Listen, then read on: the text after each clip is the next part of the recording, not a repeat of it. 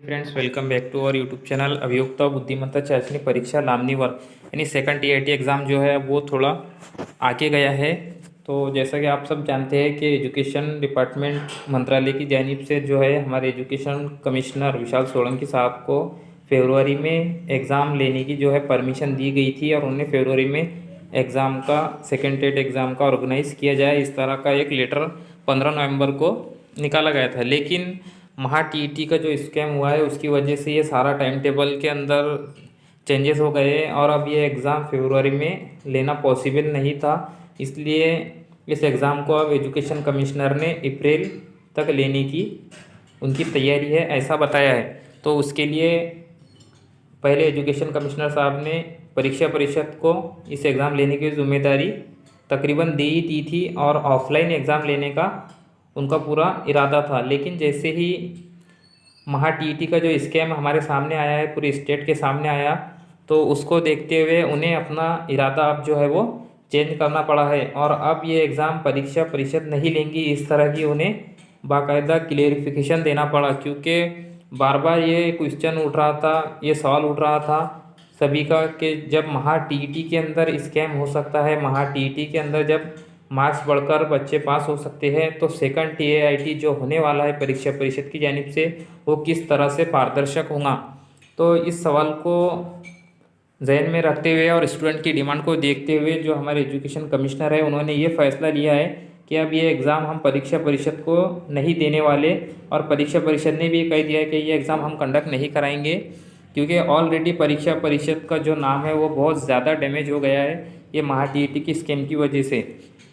तो अब जो हमारा एग्ज़ाम है, अब वो एग्ज़ाम लेगा कौन, ये सबसे बड़ा सवाल एजुकेशन कमिश्नर साहब के सामने खड़ा था। तो अभी गवर्नमेंट ने एक 3 से 4 दिन पहले जीआर इशू किया है सामान्य प्रशासन विभाग ने, जिसका वीडियो हमने ऑलरेडी अपने चैनल पर बताया है। तो उसके अंदर उन्होंने महाराष्ट्र गवर्नमेंट ने टीसीएस, आईबीपीएस और एमकेसीएल ये 3 कंपनियों को जो है वो एग्ज़ाम लेने के लिए नियुक्त किया है।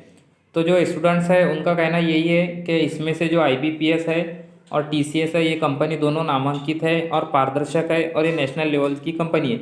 लेकिन जो एमकेसीएल है वो महाराष्ट्र की लेवल की, स्टेट लेवल की कंपनी है और ऑलरेडी उसके अंदर बहुत सारे जो स्कैम वगैरह या गलत जो इसके अंदर पारदर्शक एग्ज़ाम लेने की एबिलिटी बिल्कुल भी नहीं है एमकेसीएल के पास में। इसलिए एमकेसीएल के पास सेकंड टीआईटी एग्ज़ाम ना दिया जाए, तो आईबीपीएस या टीसीएस के ज़रिए ही सेकंड टेट एग्ज़ाम कंडक्ट करा जाए। इस तरह की डिमांड जो है स्टूडेंट्स की जानिब से और एमपीएससी समन्वय समिति की जानिब से भी की गई थी। तो शिक्षा आयुक्त साहब ने इसके ऊपर अब ये फैसला लिया है कि जो एग्ज़ाम है सेकंड टीआईटी का वो टीसीएस ही लेंगी, इस तरह का तकरीबन ये फाइनल उन्होंने कर लिया है। कल एमपीएससी समन्वय समिति के जो कुछ मेंबर्स हैं जिन्होंने कल विशाल सोलंकी साहब की जो है मुलाकात करके उन्हें मेमोरेंडम दिया है और सेकंड टीआईटी एग्ज़ाम से रिलेटेड उनसे अपडेट जानने की कोशिश की, तो उन्होंने यही बताया कि जो टीसीएस एग्ज़ाम है तकरीबन उससे ही फाइनल किया जाएगा। तो जल्दी इसके ऊपर बहुत जल्द फैसला होने वाला है और टीसीएस जो एग्ज़ाम लेती है वो बहुत पारदर्शक लेती है। आपने रेलवे और अभी फ़िलहाल में जो सीटेट का एग्ज़ाम हुआ है वो भी टीसीएस कंपनी ने लिया है। तो इस एग्ज़ाम को टीसीएस जल्द से जल्द मुनक्किद कराए, इसके लिए विशाल सोलंकी साहब उनकी जानिब से कोशिश कर रहे हैं और ये जो एग्ज़ाम है ये फरवरी में ना होकर अब जो है अप्रैल 2022 तक कंडक्ट कराने की उनकी तैयारी है। तो इस तरह की एक सेकंड टीआईटी एग्ज़ाम से रिलेटेड अपडेट थी जो हमने आज के इस वीडियो के अंदर देखी है। अगर अप्रैल में एग्ज़ाम होता है तो फरवरी एंडिंग तक या फरवरी के मिड वीक तक के उसकी नोटिफिकेशन आ जाना चाहिए।